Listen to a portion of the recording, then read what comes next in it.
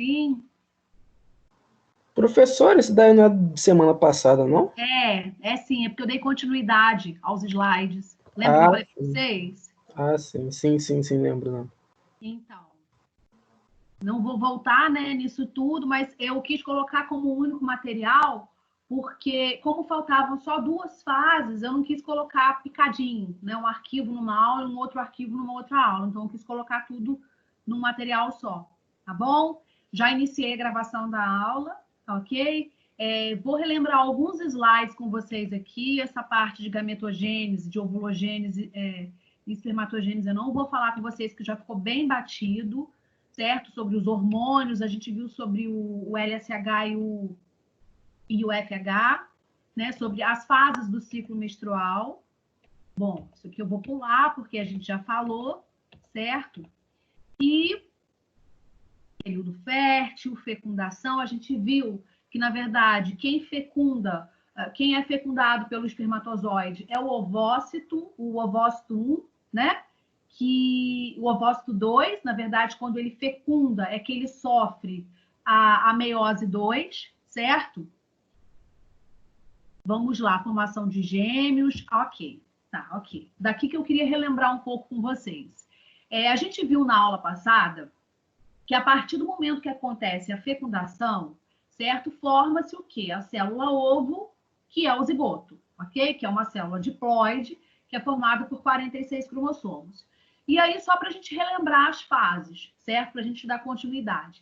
O que a gente viu? Que ainda nas tubas, ou seja, nas trompas, esse zigoto, que é uma única célula, ele vai sofrendo diferenciação, certo? Originando uma massa de aproximadamente 50 a 60 células, que são os blastômeros, e aí esse aglomerado de células, ele dá origem a uma nova estrutura chamada de mórula, isso ainda nas trompas, ok? Então, essa estrutura ela já não é mais uma célula unicelular, né? Ou seja, uma célula ovo, uma estrutura unicelular, uma estrutura entre aspas, né? Já é uma estrutura pluricelular, que é formada por um conjunto de células. E aí, o que a gente viu? Que a primeira coisa que se forma é o zigoto em si. O zigoto vai sofrendo diferenciação, processos de mitose e origina a mórula, certo? Essa mórula, quando ela sai aproximadamente em 72 horas, sai das células, das tubas uterinas, certo? Das trompas, e vai migrar em direção ao útero, que a gente chama de nidação. A partir desse momento, já ocorre uma outra fase embrionária que a gente chama de blastulação, que na verdade é a transformação da mórula em blástula, certo? E aí o que a gente viu? Que esses blastômeros, que são células que formam essa primeira estrutura formada, né, essa mórula em si, que tem uma estrutura de amórula, esses blastômeros eles vão migrando para a periferia, formando uma estrutura central, uma cavidade central que vai sofrer uma diferenciação na próxima fase, certo? Que a gente chama de blastocele. Então, o que acontece? A blástula, na verdade, ela é uma transformação da mórula, a partir do momento que essas células se diferenciaram e migraram do centro para a periferia, formando essa estrutura, essa cavidade central, ok? Logo assim que se forma a mórula, se forma a blástula e em seguida ocorre uma outra fase embrionária, que é a fase da gastrulação. Qual é a característica principal, que foi o que a gente terminou na aula passada, da gastrulação? A gástrula, ela se forma a partir do seguinte momento. Quando essa blástula, que é a estrutura anterior, né, que é uma cavidade, ela é uma bola, que existe uma cavidade oca no meio, ela se murcha, ela sofre, né, um fenômeno na qual popularmente, né, a gente pode dizer que ela murchou, e aí à medida que ela se murcha, como se fosse uma bola furada, ela mesmo se dobra sobre si. E à medida que ela se dobra sobre si, ela forma basicamente duas camadas, que nada mais são do que os dois primeiros folhetos embrionários, que a gente viu a princípio que é a ectoderme e a endoderme, certo? O terceiro folheto embrionário, que é a mesoderme, surge por último, isso é importante, tá? Inclusive, a mesoderme é um folheto embrionário que não está presente em todos os seres vivos. Eu falei para vocês, apenas nos seres vivos mais evoluídos, como nós, por exemplo, seres humanos. Então, vamos lá. Essa fase da gastrulação, ela se caracteriza porque é nesse momento dessa fase que os 3 folhetos embrionários surgem. E esses folhetos embrionários, eles são de extrema importância, porque a partir desses folhetos embrionários que os órgãos, lá no último processo, que a gente chama de organogênese, é que esses órgãos serão formados a partir de um desses 3 folhetos embrionários.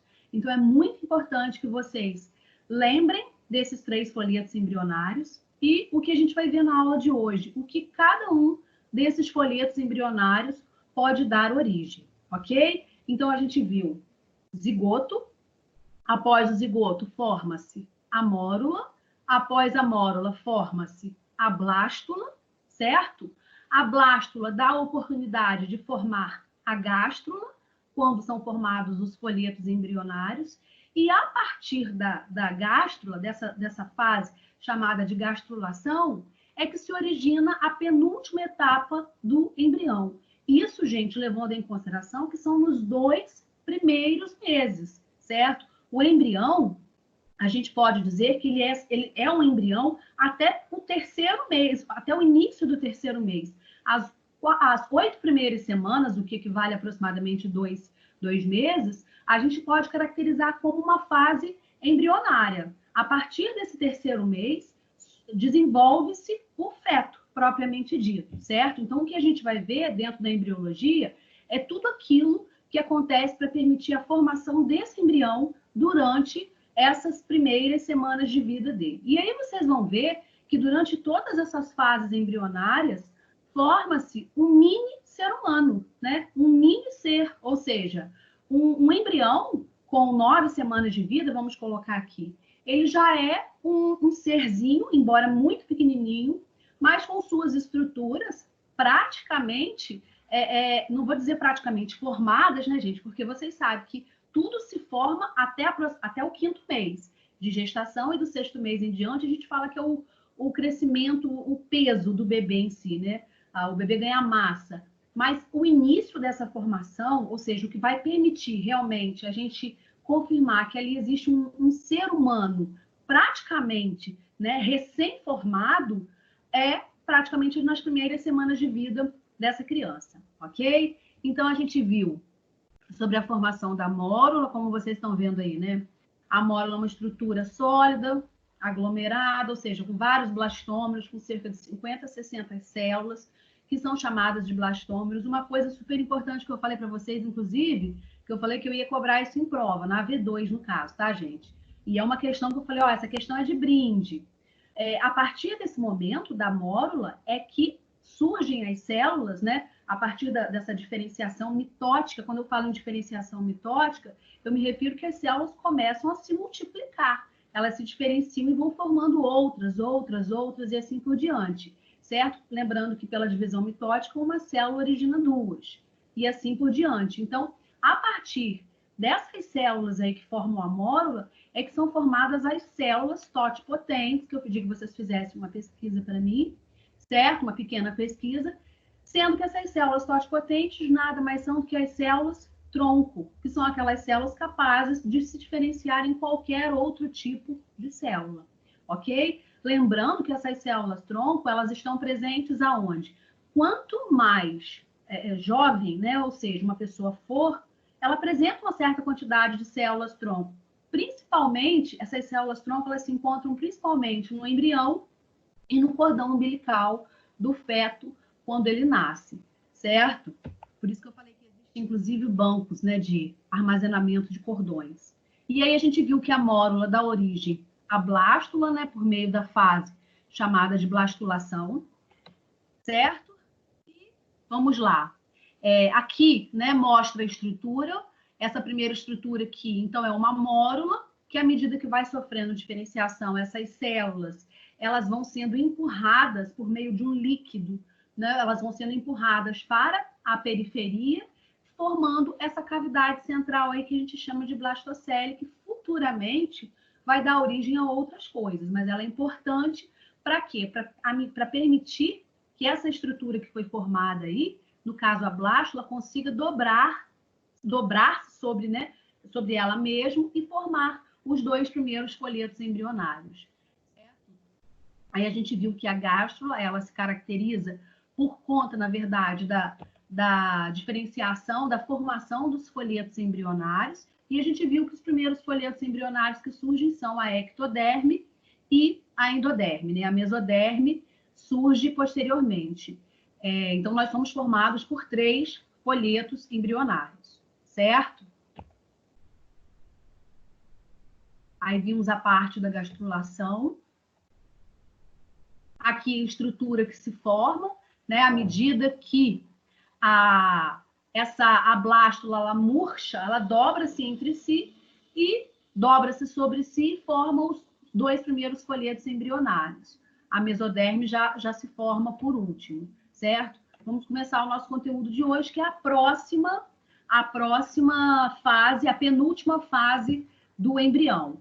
Alguém tem alguma dúvida, gente, até o momento, para eu iniciar com um novo conteúdo?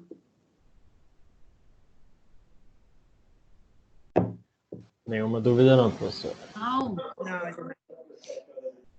Ok, então vamos lá. Então, olha só, tentem compreender essa ordem, tá? Essa ordem de formação do embrião. Zigoto, mórula, blástula, gástrula, e agora vamos para a formação da neurula.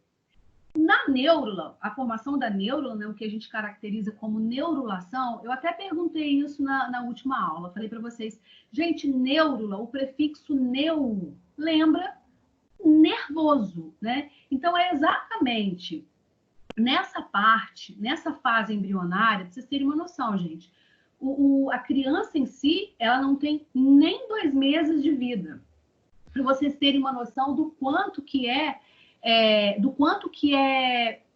importante a gente frisar essa questão mesmo, né, do aborto, né, porque muitas pessoas consideram, mas é tão pequenininho, enfim, não vou nem entrar nesse contexto. Viram minha filha me beijando? Isso que é a aula online, é isso aí. Fecha para a mamãe, por favor. Tá, fecha. Vamos lá, então. Com relação à neuro, eu até me perdi aqui, vamos. Esse embrião ainda, nessa fase, certo? Logo assim que esse embrião se transformou numa gástrula, o que acontece? A gente tem que entender o seguinte, que quando ele passa por esse período de neurula, o que vai acontecer? Na fase anterior, ele tinha uma estrutura chamada de arquêntero. Falei até para vocês que era uma cavidade que se formou, né, na estrutura anterior e é uma cavidade responsável pela formação futura dos órgãos do sistema digestório. Inclusive, tem livros que abordam, que dizem até que esse arquêntero é um intestino primitivo, né? Porque a partir dali surge ou a boca ou o ânus, em primeiro lugar. Até falei isso para vocês no finalzinho da nossa aula. Mas, enfim, por meio desse arquêntero, o que vai acontecendo? Esse arquêntero, que é essa estrutura, a parte que forma essa estrutura, as células começam a sofrer várias diferenciações, certo? Quando eu falo várias diferenciações, são várias multiplicações. Até formar uma estrutura, estou explicando para vocês de uma forma bem simples, tá, gente? Até formar uma estrutura que, na verdade, atua como se fosse um cordão, uma corda. Essa corda, por isso que recebe esse nome, corda, origina o que a gente conhece como notocorda. Vocês já ouviram esse termo, notocorda? Em algum momento vocês já ouviram esse termo? Sim ou não, galera? Não. Não? Tá ok. Nós, por exemplo, somos cordados, nós pertencemos a esse filo porque nós apresentamos coluna vertebral. E aí é que vem, vamos lá.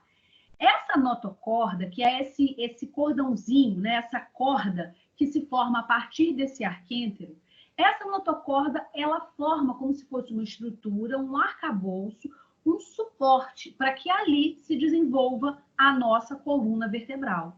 Então, na verdade, nós temos notocorda, sim, na fase embrionária, nas primeiras semanas de vida, certo? A partir do momento que essa notocorda se forma, a gente não fica com essa notocorda para o resto da vida. É como se fosse uma estrutura primitiva que serve como sustentação para que a nossa coluna vertebral forme-se ali. Aí que vem uma coisa muito chata. É um conteúdozinho bem chato, tá, gente? Da onde que vem essa coluna vertebral que se forma nesse desenvolvimento dessa notocorda? Vem das células do terceiro folheto, do folheto embrionário do meio, que é a mesoderme. As células da mesoderme, elas migram em direção a essa notocorda e ali permitem o surgimento da coluna vertebral. Então, o que vocês têm que saber nesse momento? A coluna vertebral, ela surge nas primeiras semanas de vida, certo? E ela surge a partir do desenvolvimento dessa notocorda.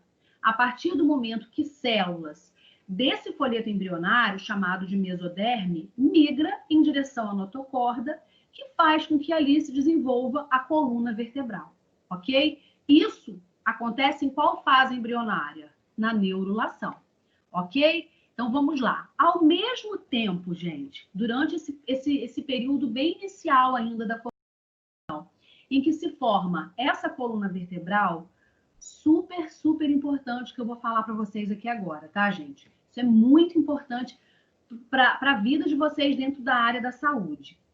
O que acontece? Como eu falei para vocês, a mesoderme faz com que as células desse folheto embrionário migrem e formem a nossa coluna vertebral. Ao mesmo tempo, as células da ectoderme, que é o folheto embrionário mais externo, também sofrem diferenciação. Ou seja, também permite a formação de um outro cordão. Só que esse cordão ele tem uma estrutura um pouquinho diferente. Ele é chamado de tubo neural, certo?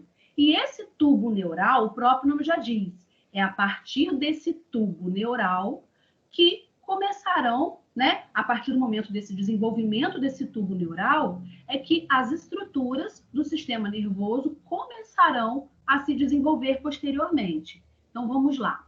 Coluna vertebral surge da mesoderme. As outras estruturas do sistema nervoso surgem da ectoderme, certo? Então, vamos lá. A ectoderme se diferencia e forma um tubo neural. Esse tubo neural, que como também se fosse um cordãozinho, ele, num certo momento da fase embrionária, ele se fecha como se existisse um zipzinho sobre ele. Ele se dobra e se fecha. Esse fechamento do tubo neural, a partir desse momento que esse tubo neural se fecha, ele forma uma estrutura chamada de placa neural. E essa placa neural é de extrema importância porque, a partir do momento que se fecha essa placa neural, é que o nosso sistema nervoso central começa a ser desenvolvido. Lembrando que o sistema nervoso central ele é formado pelo encéfalo e pela medula espinhal. Então, isso é questão de prova, tá, gente? De prova. Isso está acontecendo no primeiro trimestre da vida de um embrião.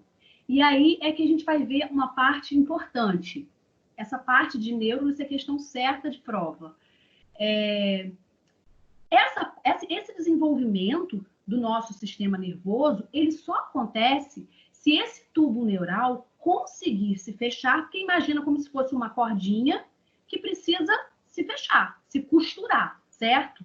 Então, esse tubo neural, ele só consegue prosseguir o seu desenvolvimento se ele se fechar, né? O que age como se fosse um zipzinho, formando a placa neural. Se essa placa neural não for formada a partir do fechamento do tubo neural, simplesmente irá acontecer problemas de má formação, que a gente chama de desenvolvimento de crianças anencéfalo, certo? Por quê? Simplesmente não vai ser desenvolvido o encéfalo, certo? O sistema nervoso central, e a caixa craniana também não se fecha.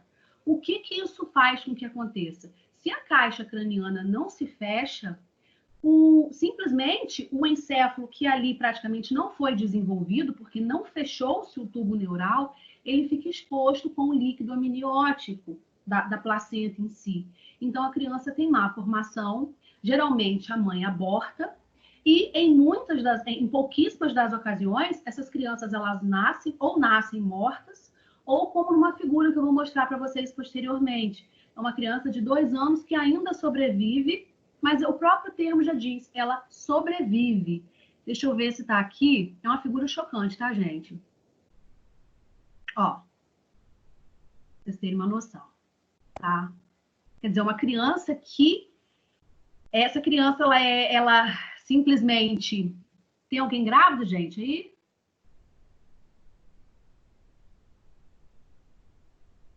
Tem alguém que está grávida aí na turma?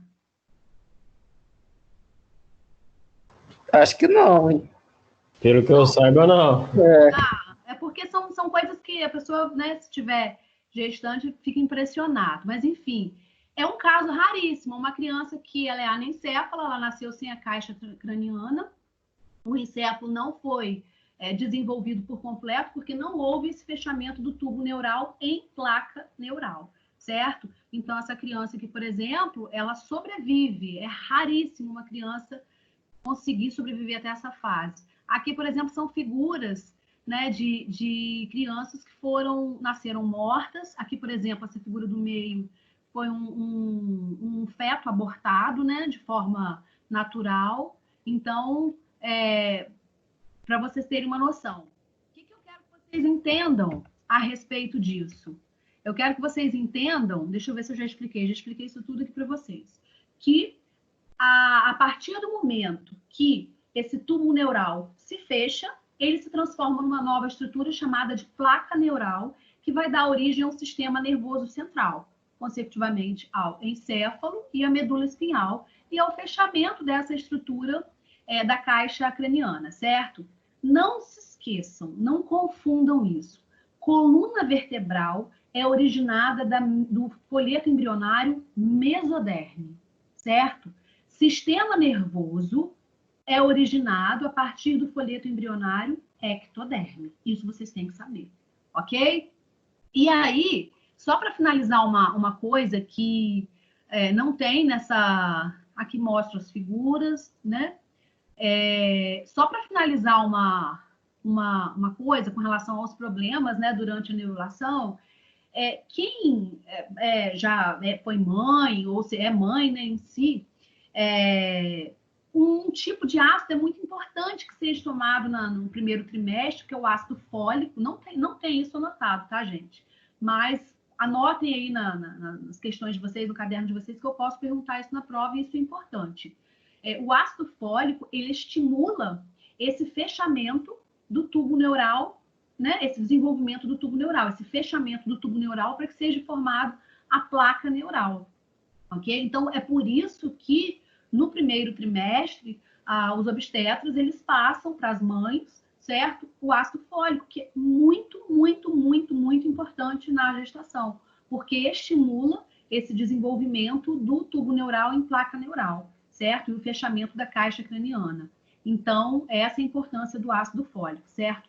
Se não acontecer esse fechamento, irão acontecer esses problemas de má formação que eu falei para vocês aqui agora. Okay? Alguma dúvida com relação a essa penúltima fase, que é a neurulação? Tranquilo? Não, tranquilo. Show. Bom, vamos lá. Para a próxima fase, então, memorizem, tá? Tentem entender. Zigoto, que é a célula ovo, mórula, blástula, gástrula, neurula e, por último, a parte que a gente chama de organogênese, que é o embrião que se transforma propriamente num feto, certo? A organogênese, gente, ela acontece praticamente no segundo mês de gestação, certo? E é o momento onde os folhetos embrionários que surgiram lá naquela fase da gastrulação, onde esses folhetos embrionários conseguem se diferenciar, quer dizer, quando eu falo se diferenciar, é se multiplicar e dar origem a novas células. Nesse caso, é a partir dos folhetos embrionários que os órgãos são formados. Então, todos os órgãos que nós temos no nosso corpo, eles só são formados graças aos folhetos embrionários que surgiram lá naquela fase da gastrulação. Bom, nós somos seres triblásticos, né? Existem seres que são diblásticos, que são seres muito simples, né? Que são seres vivos muito simples, mas nós somos triblásticos, nós somos formados por 3 folhetos embrionários. Sendo que cada um desses folhetos embrionários, ele dá origem aos órgãos do nosso corpo, certo? Então, quer dizer, é como se nesse período embrionário, os órgãos fossem originados e o seu desenvolvimento acontece ao longo da gestação, lembrando que os pulmões são os últimos órgãos a serem desenvolvidos, né, a realmente receberem a maturação. Então, vamos lá. Como cada folheto embrionário ele é responsável em formar, né, os futuros órgãos, quando a gente fala de ectoderme, existem maneiras mais fáceis da gente entender e tentar, assim, falar, eu não vou decorar o que esse folheto origina. Mas algumas dicas são importantes para a gente poder ir levando um raciocínio. Ectoderme é o folheto embrionário mais externo de um embrião. Então, automaticamente, ele vai formar partes que eu posso dizer que são as partes, assim, não são todas, tá, gente? Que vocês sabem que o sistema nervoso é formado a partir daí. Mas, quando a gente fala da nossa pele, a estrutura, a camada mais externa da nossa pele é a epiderme. A gente sabe, vocês viram que a pele é formada pela epiderme, mesoderme e endoderme. Os próprios prefixos são muito parecidos, né, com os folhetos embrionários. Mas, enfim, a camada mais externa da nossa pele, que é a epiderme, ela é formada pela ectoderme. Então, a nossa epiderme é formada pela ectoderme e todos os anexos da nossa pele. Então, por exemplo, pelos, né, unhas, certo? Tudo aquilo que reveste a nossa pele, que são anexos, também são formados pela ectoderme, certo? É correto dizer que o sistema nervoso ele se forma a partir da ectoderme? Sim, é correto, vocês têm que saber disso, tá? Porque a partir do momento que eu sei que o tubo neural, que se desenvolve numa placa neural, vai dar origem aos órgãos do meu sistema nervoso, automaticamente eu sei que também a ectoderme dá origem ao sistema nervoso, certo? Então, isso é importante. Estruturas como, por exemplo, olhos, certo? Ou seja, quando a gente se refere à parte externa, a gente lembra um pouco que pode ser derivado, né, que tem a origem da ectoderme. A hipófise, gente, a hipófise, embora seja uma glândula, é uma glândula mestra, ela está totalmente relacionada também ao sistema nervoso, então também é originada pela ectoderme, ok? Então, questão de prova. Outra questão que eu estou falando para vocês que eu vou cobrar na V2. O que se origina de cada folheto embrionário, certo? Com relação à mesoderme, a gente viu, quando a gente estudou os tecidos conjuntivos, a gente viu que a mesoderme, ela origina quase todos os tecidos conjuntivos, praticamente, certo? Então, quando a gente fala no tecido cartilaginoso, tecido ósseo, né? Enfim, os tecidos conjuntivos, o tecido muscular, que não é um tecido conjuntivo, mas, enfim, é um outro tipo de tecido. Todos esses tecidos, eles são formados, são originados pela mesoderme, certo? Então, é importante também vocês compreenderem quem é que dá origem à mesoderme, que é esse folheto embrionário intermediário. Quem é que dá origem? Não, perdoe-me. Quem é que é originado da mesoderme. E, por último, a endoderme, certo? Que é o folheto embrionário mais interno. E vocês viram que essa palavrinha chata, chamada de arquêntero, que vai dar origem é a primeira estrutura que se forma, que vai dar origem aos primeiros órgãos digestórios, certo? Então, é uma das primeiras coisas que surge. Se vocês se referirem qual é o primeiro órgão que surge, vocês têm que lembrar que um dos primeiros órgãos é ou a boca ou o ânus. No nosso caso, né, nos seres humanos, é o ânus, certo? Então, a endoderme, ela dá origem ao arquêntero, certo? Que, consequentemente, vai dar origem a todos os órgãos do sistema digestório. E também o sistema respiratório. Ok, gente? Então, isso é importante vocês saberem. Quem é que dá origem aos órgãos do sistema cardiovascular? Quem é que dá origem aos órgãos do sistema nervoso? Quem é que dá origem ao tecido conjuntivo? Tem que saber, tá? A origem desses... O que cada folheto embrionário origina. É chatinho, mas tem que saber, certo? Então, vamos lá. Quando a gente fala da organização de seres humanos, isso aí eu falei para vocês, né? Até o final do 8º mês, acontece esse último processo, que é a organogênese. A partir desse momento, a gente já tem um ser humano em miniatura formado, a gente tem esses órgãos praticamente, né, que sofreram seu início, não estão formados no sentido, gente, de órgãos amadurecidos. Não, eles são órgãos que foram formados, inicialmente formados. E ao longo, né, do segundo trimestre, esses órgãos continuarão seu desenvolvimento, certo? Então, todo esse processo de formação dos órgãos se dá nessa fase final que a gente chama de organogênese, onde o embrião ele se transforma num feto, ok? Então, lembrem dessas fases, lembrem o que acontece em cada uma dessas fases. Como essa matéria da V2, e embora ela seja assim pequena em termos assim de quantidade de conteúdo, embora ela seja pequenininha, existem muitos nomes que vocês têm que saber. Então, ela se torna um pouquinho complexa. Eu acredito que dê tempo. Vocês têm a V1 semana que vem, depois vocês têm mais 2 aulas comigo, certo? Antes da V2. Então, nessa segunda aula, nessa última aula antes da V2, eu faço uma revisão, eu envio um estudo dirigido antes e utilizo essa aula para fazer uma revisão sobre esse conteúdo de fases embrionárias para vocês, certo? Para a gente fechar esse conteúdo de fases embrionárias, é importante que a gente fale sobre os anexos embrionários. O anexo embrionário, como o próprio nome já diz, anexo, uma coisa que está junto ao embrião. Só que ao longo da gravidez, esses anexos ou eles vão desaparecendo, certo?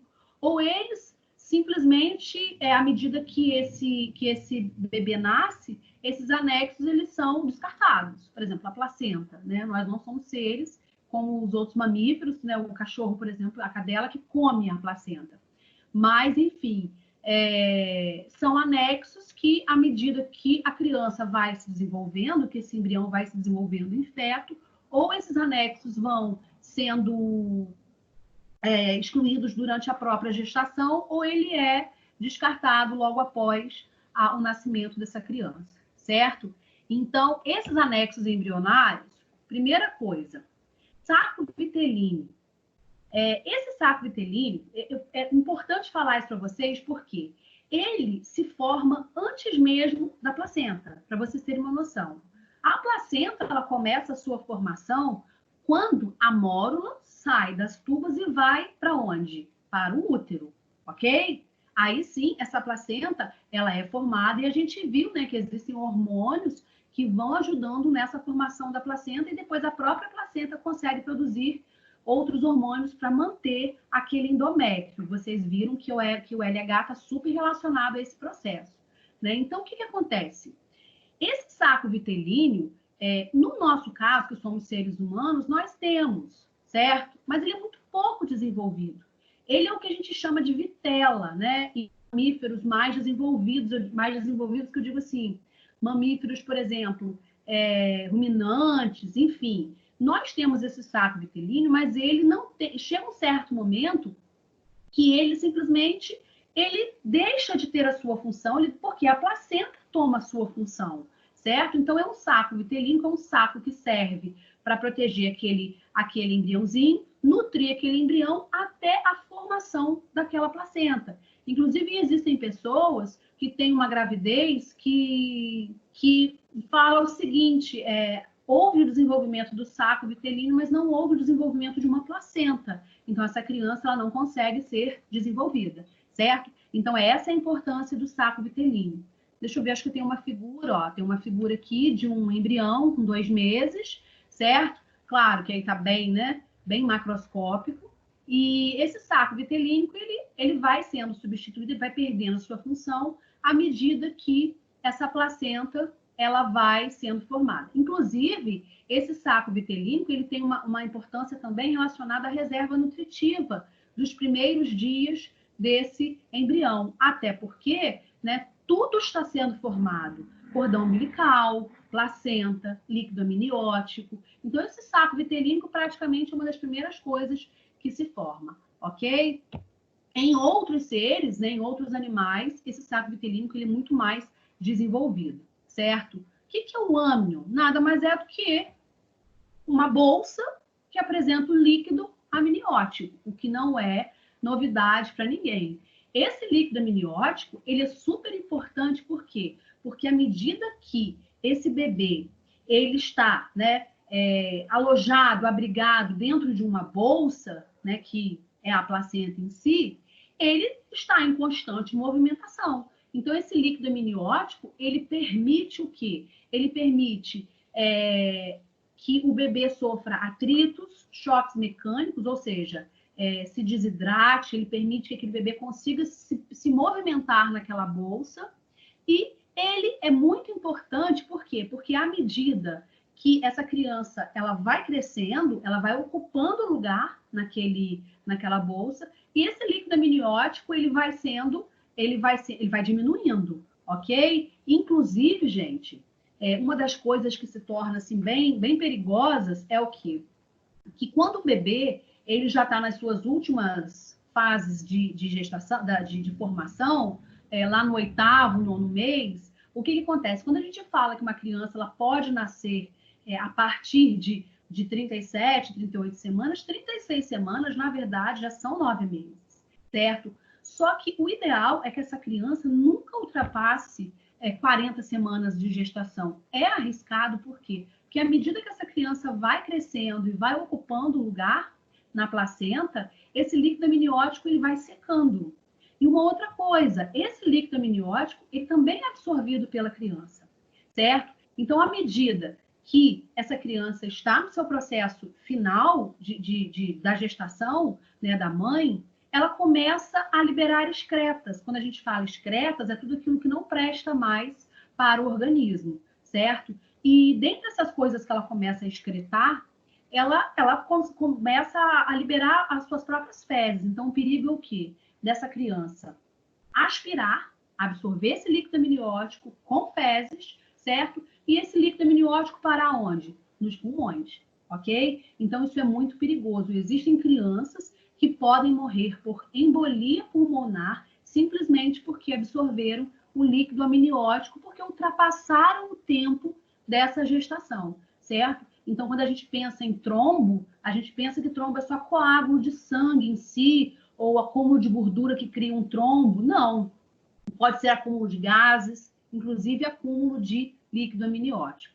Ok? Alguém tem mais alguma dúvida? Tem alguma dúvida até aqui para a gente prosseguir? Eu não tenho, não. Pode seguir, por mim. Posso? Tá Por mim, tranquilo? tá tranquilo também, Janaíne. Tá ok. Vamos lá. Hoje não tem muita coisa, ó. Aí, para vocês terem uma noção, é a bolsa com líquido amniótico, né, que é importante. E a placenta não é novidade para vocês também. Essa placenta, ela é importantíssima, né, por conta de proteger esse embrião, certo? E por meio dessa placenta, a gente sabe que existe uma proteção. Essa placenta a gente tem que levar em consideração que ela é super responsável pelo estímulo da produção de LH para fortalecer o endométrio, né, que é a camada uterina, e a placenta em si, a maior importância dela, proteger esse feto já, né, esse feto que futuramente, à medida que vai passando o período de gestação, ela vai se tornando cada vez mais sensível, certo? Pelo crescimento desse feto, e é necessário que haja uma carga hormonal muito grande na gestante para manter essa placenta, certo? Deixa eu ver se tem alguma coisa que eu não tenha falado para vocês aqui com relação à placenta.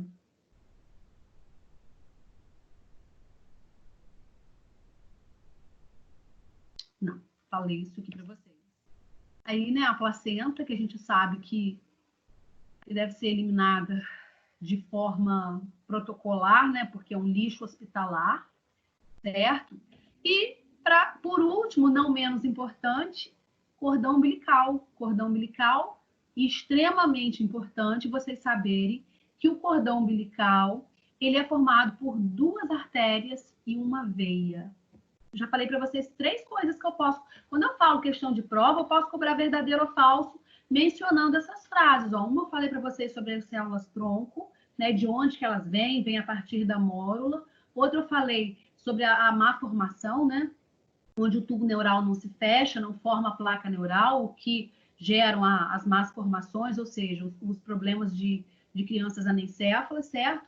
E uma outra questão importante sobre o cordão umbilical, tá? O cordão umbilical, muitas pessoas pensam que existe troca de sangue, existe um contato entre a mãe e o feto? Existe, né? Só que os sangues, particularmente entre a mãe e o feto, não se misturam de forma direta. Por conta do que? Existem artérias e veias. Existem 2 artérias e uma veia. Então, o que acontece? O sangue entre a mãe e o feto, ele é levado por meio de 2 artérias, certo? E é trazido de volta por meio de uma veia, ok? A artéria leva o sangue arterial para o feto, as 2 artérias em si, e o feto, por sua vez, transporta o sangue venoso, certo? Por meio de sua veia. Então, isso está ligando o cordão umbilical entre a mãe e o feto. Quando a gente fala que não há uma mistura do sangue, é porque existem vasos sanguíneos que permitem esse transporte, que a gente fala que é um transporte por difusão, de onde tem mais para onde tem menos, certo? Então, isso é importante que vocês entendam a formação desse cordão umbilical e a importância desse cordão umbilical. Lembrando, gente, que grande quantidade de células totipotentes, que são essas células-tronco, também estão presentes nesse cordão umbilical, certo? Eu acho que é o último slide. Aí aqui a gente tem uma figura só para expressar mesmo o cordão umbilical.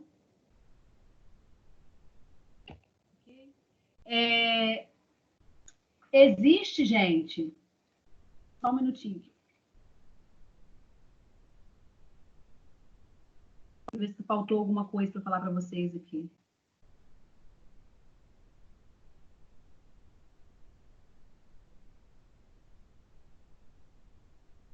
Ah, tá, gente, ó. Faltou um negocinho aqui. Aqui só por questão de curiosidade, não precisem anotar isso, tá? Tem uma estrutura chamada de alantoide e uma outra estrutura chamada de córeo. Eu coloquei essa figura e coloquei essa figura. Que se vocês observarem, ó. Deixa eu ver se vai passar aqui, ó. Ué.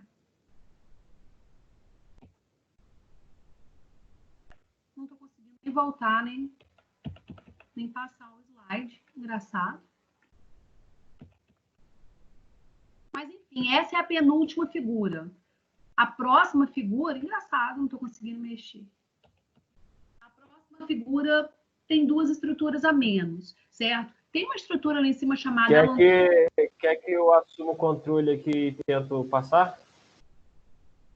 Não, falta só esse slide mesmo e um outro. Depois eu vou mandar isso para vocês vão ver. A outra estrutura é mais... Oi? A outra estrutura, ela só é mais simples do que essa aqui. Ah, passou aí? Passou. Aqui, por exemplo, ó, não mostra o alantoide. Vai para anterior, por favor. Deixa eu ver se eu consigo. Eu perdi o controle aqui. Isso. Obrigada. A maior parte das figuras não mostra esse alantoide aí. Essa figura está até escrito entre parênteses assim, atrofiada. Por quê? Porque é uma estrutura presente em maior quantidade em répteis e em aves, certo? Principalmente em aves. É uma estrutura que tem como função, como se fosse uma bolsa, onde o bebê, no caso, o filhote em si, quando ele libera as fezes, né, no seu processo de final de formação, essas fezes elas são colhidas por meio dessa bolsa. No nosso caso, nós temos essa estrutura praticamente atrofiada. Eu coloquei essa figura e a outra porque existem livros que nem cobram essa estrutura. Então, essa estrutura para a gente, esse alantoide, não é desenvolvido. À medida que o feto ele libera as suas excreções, a urina, né, as fezes, simplesmente isso tudo vai por meio da onde? Fica no líquido amniótico, ele absorve, ele ingere, o próprio metabolismo dele vai dando conta, alguém entrou nessa hora, vai dando conta de eliminar tudo isso que vai sendo absorvido, certo? Então, e esse córeo, ele serve também como uma membrana bem fininha, que também desenvolvido em aves e em répteis, é uma membrana bem fininha que permite as trocas gasosas. Então, essas duas estruturas, eu nem vou cobrar para vocês, tá? Porque, no nosso caso, nós que somos seres humanos, nós temos essas estruturas praticamente não evoluídas, certo? Assim, não tem a função. Por que não tem essa função? Até vou explicar para vocês por quê. Porque senão vocês vão pensar, nós não somos seres evoluídos porque não temos isso. Não, porque a própria placenta dá conta de fazer isso tudo, certo? O feto, ele vai liberar as excreções, né, nesse líquido amniótico da placenta, e essas trocas gasosas ocorrem por meio do cordão umbilical. Então, quer dizer, o cordão umbilical ele permite as trocas de gases, as trocas de nutrientes, então ele faz o papel dessa estrutura que, primitivamente, né, os outros seres apresentavam, certo? Terminamos aqui as nossas fases embrionárias. O que eu preciso, a única coisa que falta para a gente fechar é que eu vou pedir que vocês façam para mim. Eu vou explicar isso para vocês posteriormente, quais são as síndromes principais que eu quero que vocês saibam, mas para eu não passar esse estudo dirigido para vocês agora, eu vou explicar por que eu não vou passar esse estudo dirigido para vocês agora. Eu iria formular um estudo dirigido que iria ficar muito grande. E vocês teriam que enviar para mim por e-mail até semana que vem, para constar como presença. Só que eu me coloco no lugar de vocês e eu sei que semana que vem vocês vão estar enlouquecidos estudando para as provas. Certo? Certo. Então, ao invés de eu passar esse estudo dirigido agora para vocês, que na verdade seria todo esse processo de embriogênese que eu expliquei desde a aula passada, eu prefiro que vocês façam de uma forma bem simples, tá? Vou até falar para vocês aqui de uma vez. Quero que vocês pesquisem as principais síndromes ou malformações embrionárias.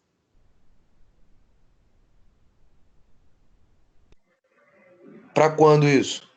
Então, vocês vão fazer e vão me enviar para a semana que vem. Quero uma coisa bem pequenininha. As principais o quê? Principais síndromes ou malformações embrionárias.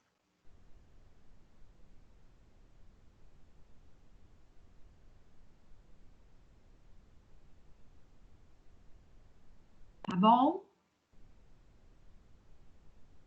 Fica melhor para vocês? Melhor para vocês isso do que eu passar um estudo dirigido para vocês agora, não é? É melhor sim.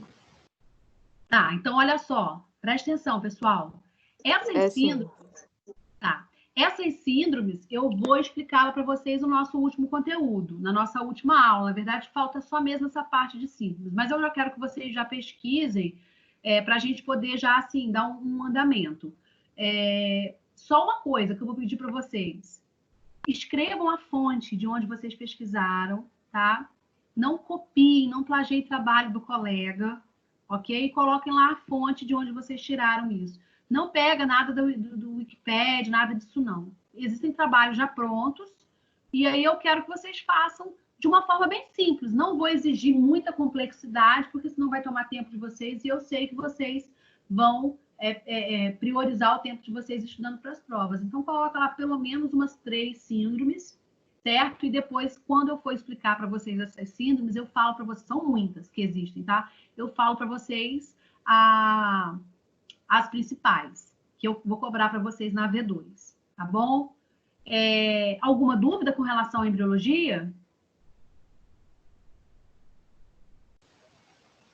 Eu não tenho, não. Não, hoje foi bem tranquilo. Tranquilo, né? Show. Aí, gente, olha só. Com relação à nossa prova de semana que vem, tá? Eu comecei a elaborar a prova hoje. Então, assim, anotem aí. Tem muitas coisas, claro. Mas, assim, eu vou falar para vocês, conforme eu falei, o que vocês têm que priorizar mais com relação às questões, certo? Por exemplo, com relação a tecido epitelial. O que vocês têm que saber? As diferenças básicas entre tecido epitelial e tecido conjuntivo com relação ao arranjo das células, né? Vocês têm que saber a respeito disso. As funções desse tecido epitelial, porque vocês lembram que o tecido epitelial, ele tem basicamente duas funções gerais, né? Uma é de revestir, que é o tecido epitelial de revestimento, e outra que é de produzir glândulas. Então, vocês têm que saber sobre essas glândulas, quando que ela é mista, quando que ela é exócrina, quando que ela é endócrina, tá? Uma outra coisa importante sobre tecido epitelial é lembrar sobre as formas dessas células do tecido epitelial. Por exemplo, como que são as células do tecido epitelial que compõe o nosso intestino, certo? Por exemplo, o nosso intestino ele é composto por células epiteliais que apresentam grande quantidade de microvelocidades, que são aquelas ondulações. Para que servem essas ondulações? Servem para aumentar o quê? A superfície de absorção, a capacidade de absorção. São ondulações presentes no intestino delgado, tá, gente? Não grosso. Enfim, sobre o tecido epitelial, basicamente, essas questões, certo? Com relação ao tecido conjuntivo, vocês viram que é muito grande o tecido conjuntivo. Eu não vou cobrar muito sobre o tecido conjuntivo propriamente dito. Que fala, por exemplo, tem coisas complexas. O que vocês têm que saber sobre o tecido conjuntivo propriamente dito? Por exemplo, é o frouxo ou é o denso que forma os tendões? Certo? Por quê?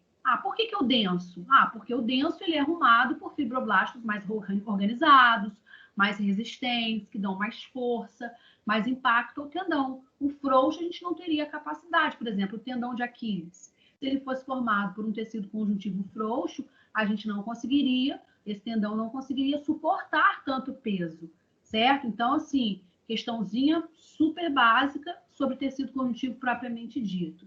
Sobre os outros tecidos, por exemplo, sobre o tecido cartilaginoso. O que tem que saber dentro de tecido cartilaginoso? Os tipos de cartilagem, ok? Tem que saber os tipos de cartilagem, qual delas é nutrida. Lembra que eu expliquei para vocês? Qual delas é nutrida pelo tecido conjuntivo, certo? E qual delas não é nutrida pelo tecido conjuntivo, que é nutrida pelo líquido sinovial, certo? Então, tem que saber essa diferençazinha básica, ok? Sobre os ossos, né, tecido ósseo, com relação ao tecido ósseo, aquela parte de ossificação, é importante que vocês saibam, aquela parte de ossificação, ossificação primária, ossificação secundária, né? Eu frisei isso bastante para vocês. Tecido adiposo, né? O tecido adiposo, que é super fácil. Vocês vão tentar relacionar um pouco as diferenças entre os adipócitos, por exemplo, no contexto popular. A gente tem adipócitos ao longo da vida, ou esses adipócitos, frisei isso muito para vocês, tá? Eu cobro muita coisa assim, gente, questão que vocês vão utilizar dentro do cotidiano de vocês, certo? Coisas importantes, não é coisa voltada para a decoreba em si. Então, a gente tem adipócitos, por exemplo, lembra que eu falei para vocês que os nossos adipócitos, eles são formados nos primeiros anos de vida, depois eles só tendem, não a desaparecer, mas sim a murchar, né? E aí, essa é a importância das pessoas tomarem cuidado dos bebês obesos, porque isso pode levar à obesidade ao longo da vida. Então, isso envolve a parte de tecido adiposo, certo? Então, eu falei sobre o tecido conjuntivo propriamente dito, sobre o tecido cartilaginoso, que é para vocês priorizarem as cartilagens, tecido ósseo, para vocês priorizarem, né, essa parte de ossificação. Gente, fiquem atentos às figuras, tá? As imagens que eu coloquei para vocês, porque histologia não tem como cobrar a questão de histologia sem figuras. Então, se atentem bastante às figuras dos tecidos. Por exemplo, eu posso colocar lá um tecido, pedir para vocês diferenciarem um tecido cartilaginoso, um tecido ósseo, um tecido adiposo, e vocês terem que diferenciar que tipo de tecido é aqueles. Claro que de acordo com as figuras ou as características que eu expliquei para vocês, certo? Tecido, qual foi o tecido que ficou faltando? Conjuntivo propriamente dito, sanguíneo. Isso. O tecido sanguíneo, o que tem de extrema importância nos tecidos sanguíneos? Vocês têm que levar em consideração os tipos de células sanguíneas e as funções de cada uma delas. Então, por exemplo, o que um macrófago faz, o que um neutrófilo faz, o que um basófilo faz, o que uma hemácia faz, o que um linfócito faz, certo? o que cada uma delas causa se tiverem em alterações para mais ou para menos, né? No caso especificamente, tiver alterado, eu vou cobrar isso geralmente para menos. Como vocês fizeram uma análise de um leucograma, né? Um leucograma e um hemograma. Então, essa parte de células, especificamente isso. Porque daí, eu falei para vocês aqui, umas 6 ou 7, são 10 questões. Então, assim, vocês priorizando isso que eu falei para vocês, já é praticamente, assim, a prova, certo? Eu vou fazer uma prova com 10 questões, não vai ficar pequena, porque terão muitas questões de analisar frases, certo? Não vou cobrar, assim, se eu não fiz ainda até o momento, eu não terminei de fazer a prova, mas eu não vou cobrar questão, pretendo não cobrar questão objetiva, só de marcar, certo? Eu vou cobrar muito questão de análise de frases, se é verdadeira ou falsa, justificar, né? Porque isso, vocês vão fazer uma prova online, então vocês vão ter, se eu não estiver enganado, vocês vão ter das 19 às 22 horas para entregar essa prova. Então, assim, eu sei que vai ser uma coisa assim, ao mesmo tempo que vocês vão ficar nervosos por mexer com a internet, medo de internet cair, vai ser uma coisa mais confortável, porque vocês vão ter um celular do lado, o material do lado, né? Então, assim, eu sei que se eu ouvir, mas eu não vou nem abrir, eu sei que, né, isso, acho que só um anjo mesmo que iria assumir realmente fazer isso. Mas, enfim, vou tentar fazer né, da forma que vocês já me conhecem, uma prova grande, porque à medida que ela é grande, ela consegue ser mais distribuída, a pontuação dela. Então, eu acredito que vocês tirem de letra essa parte de histologia, já ficou até enjoado de tanto que eu já falei para vocês sobre esses tecidos, certo? E priorizem bastante também as figuras dos tipos de tecidos, certo? Alguém tem... gente, sobre nutrição também, como que os tecidos são nutridos, né? Como que o tecido adiposo é nutrido, cartilaginoso é nutrido, ósseo é nutrido, se ele é inervado ou não, certo? Então, memorizem bastante entendam, né? Compreendam bastante essa parte, por exemplo, sobre o tecido epitelial. Eu vou falando para vocês aqui, eu vou lembrando de questões de análises, né? De verdadeiras ou falsas. Por exemplo, o tecido epitelial. O tecido epitelial, a gente sabe que ele é avascular, né? Quem é que nutre esse tecido epitelial? O tecido conjuntivo. Existe uma lâmina, né? Que permite essa passagem dessa corrente sanguínea do tecido conjuntivo, da primeira camada de tecido conjuntivo, para o tecido epitelial, certo? Então, isso é importante. E isso que eu falei para vocês não significa que, eu vou me prender só a isso. Eu posso estar esquecendo de algumas coisas, outras coisas que eu já fiz, que eu já coloquei, tá, gente? Mas leiam com bastante atenção e eu tenho certeza que vocês vão tirar de letra. Até porque quem me enviou praticamente todas as atividades pontualmente, tá, gente? Aí praticamente já tem 4 pontos. Então, quer dizer, para a média, numa prova valendo 6, é quase que impossível não tirar 2. Né? Então, vamos nos esforçar com relação a isso. Vocês têm alguma dúvida com relação ao conteúdo de histologia para a prova? Querem fazer alguma pergunta? Eu tô de boa. Tranquilo? Ninguém quer perguntar mais nada, não?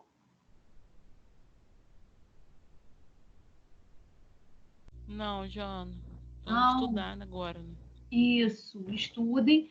Então, eu deixo passar esse estudo dirigido para vocês na próxima aula sem ser a prova, porque aí eu não embolo a cabeça de vocês. Tá bom? Tá ótimo. Então tá. E não esqueçam de fazer esse trabalho não, tá, gente? Tá, pode deixar. Que eu pedi para vocês, tá? Esse trabalho sobre síndromes, tá?